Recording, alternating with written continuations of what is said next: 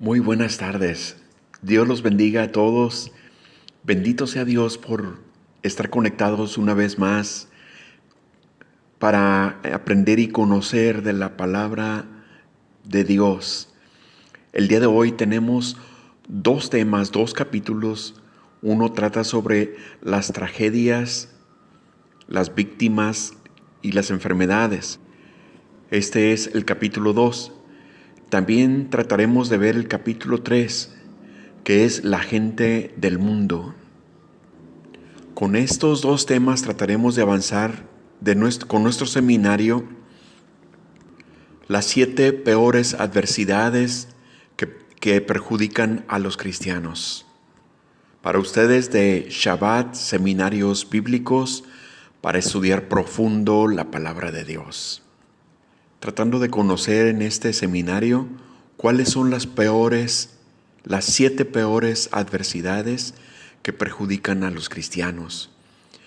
Pero lo más importante, ¿cómo es y de qué manera Dios nos ayuda en esas peores adversidades? Vamos a ver el contenido de este seminario a continuación. Comenzando el día de hoy con el capítulo 2, que son las tragedias de las víctimas y las enfermedades. Las tragedias llegan a la vida del cristiano regularmente sin dar aviso, en forma completamente inesperada, porque ¿quién puede dar una bienvenida a una tragedia de ninguna manera, a una adversidad? No, regularmente llegan sin estar en espera de ellas. Regularmente llegan también sin estar preparados para recibirlas. De modo es que cuando llegan a suceder, son sumamente devastadoras para la vida del cristiano. Las tragedias pueden suscitarse por diferentes causas, ya sean naturales, como pueden ser los tsunamis, terremotos, tormentas. Es decir, cuando la madre naturaleza cobra una factura en contra de todos los que habitamos el planeta. La segunda causa por la que pueden llegar a suceder las tragedias es por situaciones accidentales completamente. O sea que hay situaciones inesperadas que pueden llegar a suceder, como por ejemplo el derrame de aceite en la carretera y que algún carro, alguna moto derrape por esas causas y fueron ocasionadas por circunstancias completamente ajenas e inesperadas. La tercera causa que pueden llegar a suceder es por situaciones imprudenciales, como el exceso de velocidad, como las veladoras en el interior de vivienda o el estado de embriaguez al conducir. O sea que las situaciones imprudenciales de cualquier individuo pueden llegar a ocasionar accidentes o pueden llegar a ocasionar tragedias donde muchas de las veces el mismo imprudente llega a ser afectado, pero el peor de los casos, que el imprudente puede ocasionar grandes problemas y tragedias a terceras personas, a personas inocentes.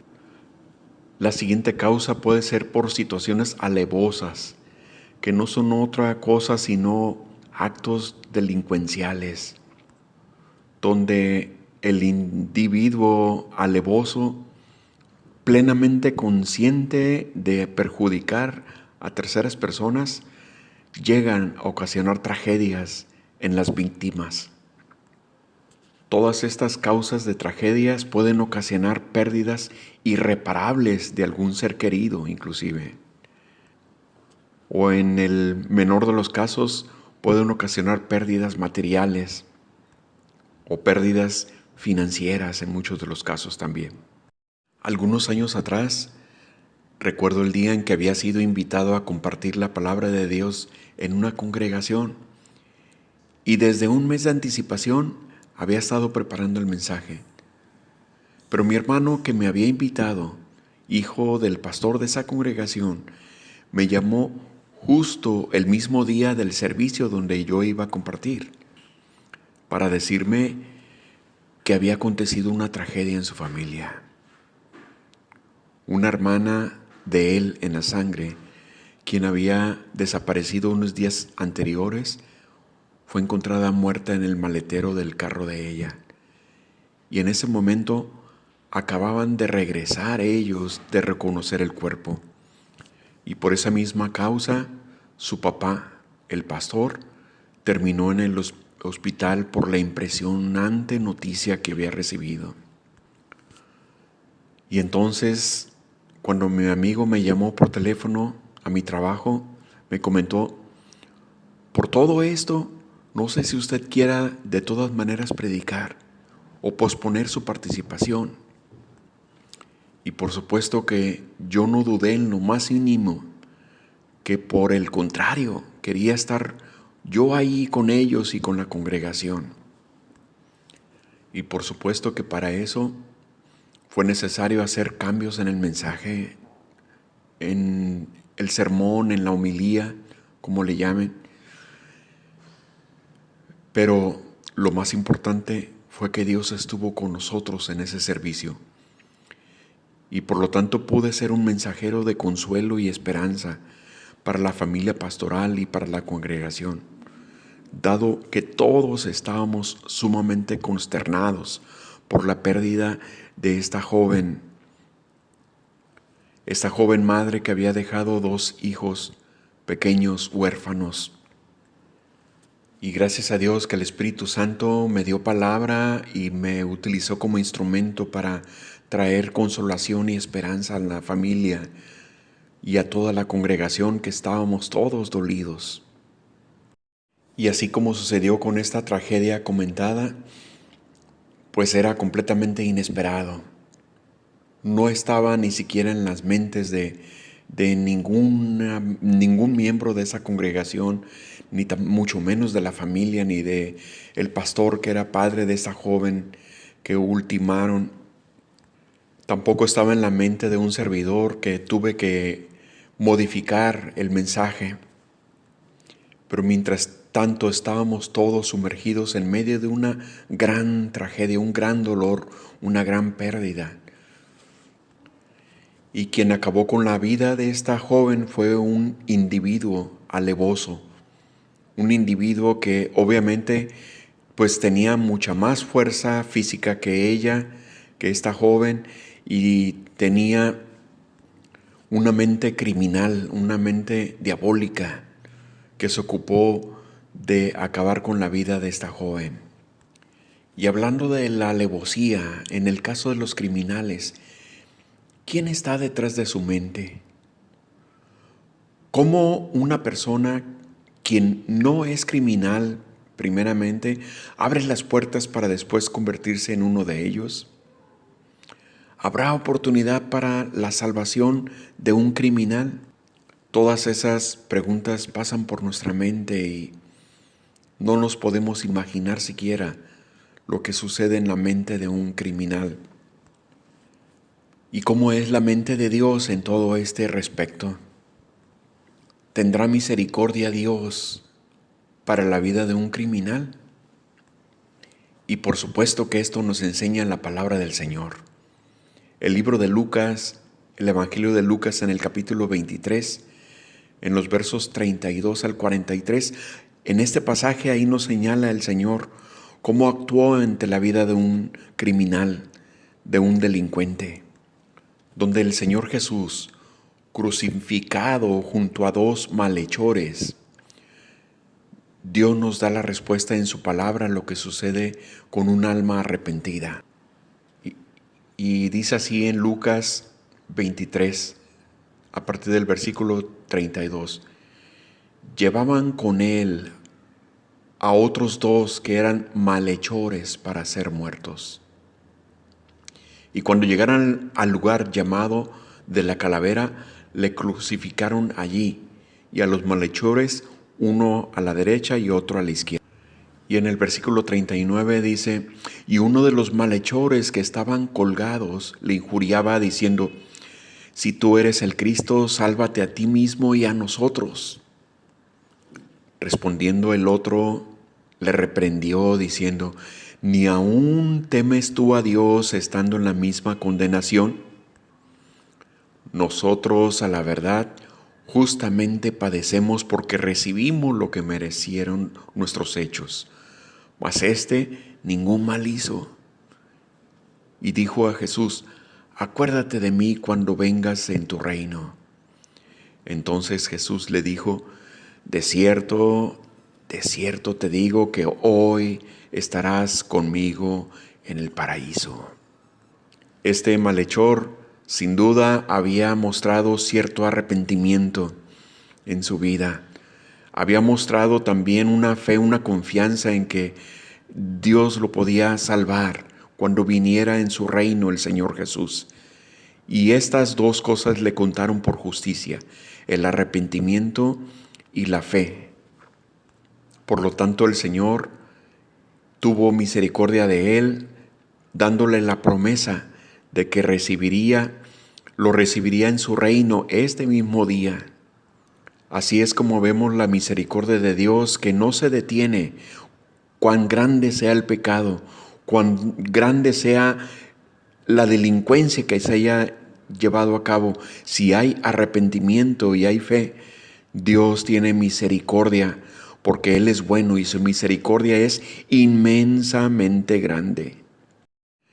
En todo tipo de tragedias interviene la mano de Dios en la consolación por medio del Espíritu Santo, quien en forma sobrenatural obra en consolación y paz en medio de la tormenta que ocasiona toda clase de tragedia. De modo que en forma inexplicable los creyentes, al recibir alguna situación de tragedia, en forma completamente inexplicable e ilógica, muestra una paz. Pero esa paz es completamente sobrenatural, porque humanamente no es posible guardar esa tranquilidad cuando se sufre una situación de tragedia. Solamente Dios tiene ese gran poder de traer tranquilidad en la vida de los familiares de las víctimas. Solo Dios puede ayudarnos en todo tipo de circunstancia. En forma muy parecida a las tragedias, también las enfermedades pueden ocasionarse por diversas causas. Una de ellas es por formas naturales. Algunas otras por situaciones hereditarias, otras por agentes patológicos o por exceso de confianza, pero todas ellas están bajo el control de Dios. En la vida del creyente, nuestra confianza está plenamente en Él, porque el Señor llevó en su llaga las enfermedades y por ello fuimos curados, dice la palabra de Dios en Isaías 53:5. Y muchos, o se puede decir todos los creyentes, tenemos innumerables testimonios de sanidad divina, donde sabemos que Él en forma milagrosa puede ocasionar sanidad a la vida de los creyentes. Bendito sea Dios por toda su respuesta que nos puede dar siempre en todo tipo de circunstancias. Bien, con esto pasamos al capítulo 3, que es la gente del mundo. Dice 2 de Timoteo capítulo 3. Para ver el contenido de esta palabra de 2 de Timoteo capítulo 3, dice lo siguiente. Tan solo con leer los versículos del 1 al 7 dice: también debes saber esto, que en los postreros días vendrán tiempos peligrosos, porque habrá hombres amadores de sí mismos, avaros, vanagloriosos, soberbios, blasfemos, desobedientes a los padres, ingratos, impíos, sin afecto natural, implacables, calumniadores, intemperantes, crueles, aborrecedores de lo bueno, traidores, impetuosos, infatuosos, amadores de los deleites más que de Dios, que tendrán apariencia de piedad, pero negarán la eficacia de ella. A estos evita, porque de estos son los que se meten en las casas y llevan cautivas a las mujercillas cargadas de pecado, arrastradas por diversas concupiscencias. Estas siempre están aprendiendo y nunca pueden llegar al conocimiento de la verdad. Toda esa descripción nos narra 2 de Timoteo capítulo 3, donde podemos ver cuál es la seguridad, en dónde ponen su seguridad las personas del mundo.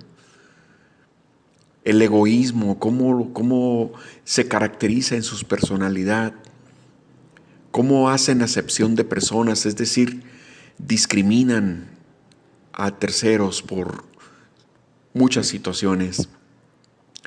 La diplomacia, donde disfrazan la hipocresía llamándole diplomacia. También la franqueza supuesta, siendo insolentes y llamándole es que soy franco.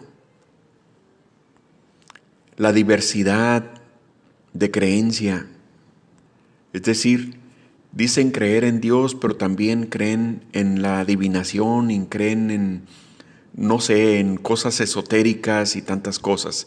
Esa diversidad de creencia no es fe genuina, no es fe en Dios. Otra de las características también es el machismo y la liberación femenina, que es otra versión del machismo, pero dado en las mujeres. También suelen utilizar la venganza como oportunidad para agredir a terceros. Hacen acepción e inclusión, el pretexto para la diversidad de géneros, incluyendo la homosexualidad, lesbianismo, bisexualismo y tantas situaciones que se han inventado en el mundo. La legalidad, que le llaman ya en la actualidad la legalidad del aborto, la legalidad de asesinar a las criaturas que están dentro del vientre de una madre. Le llaman feto, pero dicen ellos no es un ser vivo. O la legalidad donde ellos dicen, bueno, el derecho es el que prevalece, no importa que no sea justo. O sea que el mundo tiene unos códigos de comportamiento, de ética, de aceptación, de moralidad, que la verdad distan de ser verdaderamente justos, morales y éticos.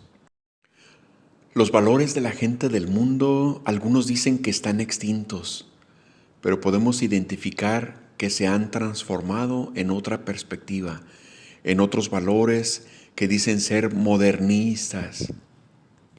Y esa ha sido la tendencia de una filosofía que tienen algunos 2 o más decenios, que se ha venido comunicando al mundo, que es la nueva era. Filosofía que se filtró en forma tan sutil a través de la música, el cine, las caricaturas inclusive en los niños. Por ejemplo, una de ellas en El Rey León, la película del Rey León, con su Hakuna Matata, que decía, no importa, seas como seas, tú sé feliz, tómalo a la ligera, no te preocupes, no hay ningún problema. Toda esa filosofía de donde se derivaron tantas doctrinas que divulgan la moral relativa. Es decir, que la moral depende de quién la defina y la acepte desde su propia perspectiva.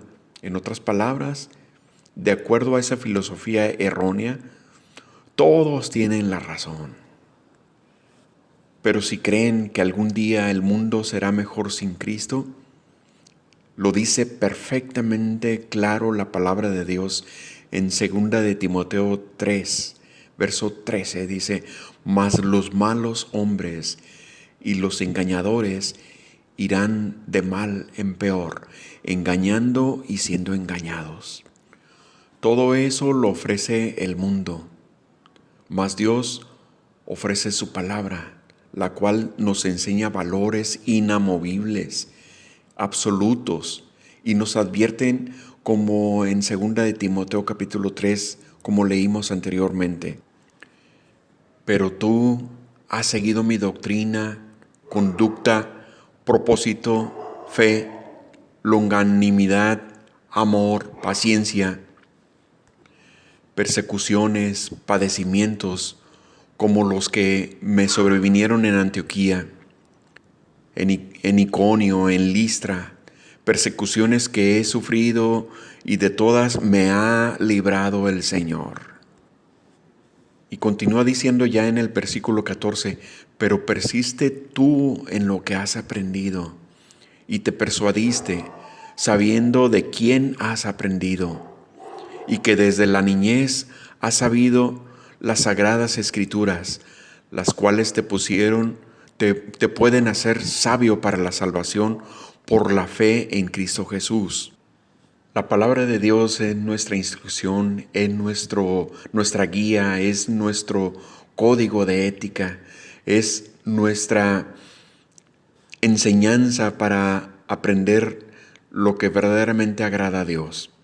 Hay algo que debemos aprender también por medio de la palabra, que existe una enemistad natural, una enemistad mutua entre la gente del mundo y los creyentes. La razón de la enemistad de la gente del mundo contra la gente de Dios es natural, y así lo expresa Proverbios 29:27, que a la letra dice: abominación es a los justos el hombre inicuo, y abominación es al impío el de caminos rectos. Aquí nos está diciendo con toda claridad que hay una enemistad, que hay una abominación, que hay un rechazo interior donde nos podemos dar cuenta, no sé por qué siento rechazo por tal persona, o no sé por qué siento que aquella persona me rechaza a mí, sin haber hecho nada, sin haber perjudicado en nada en lo absoluto. Existe una abominación, un rechazo completamente natural, porque la palabra de Dios así lo dice, y así está en forma espiritual realizado en el interior de las personas. Y asimismo dice la palabra del Señor en Juan capítulo 17, verso 14. Cuando en este pasaje el Señor se encuentra intercediendo por todos nosotros los creyentes.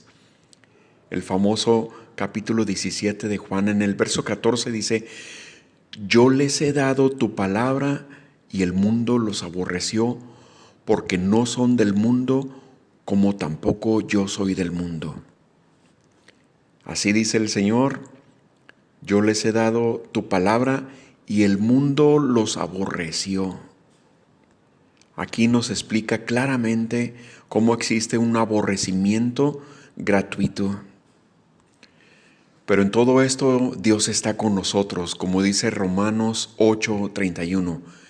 ¿Qué pues diremos a esto? Si Dios es por nosotros, ¿quién contra nosotros? Si pensamos que a la gente del mundo siempre le saldrán bien las cosas, o si las personas que están en el mundo piensan que van a poder vivir siempre sin Dios, la palabra del Señor lo dice con toda claridad en este respecto.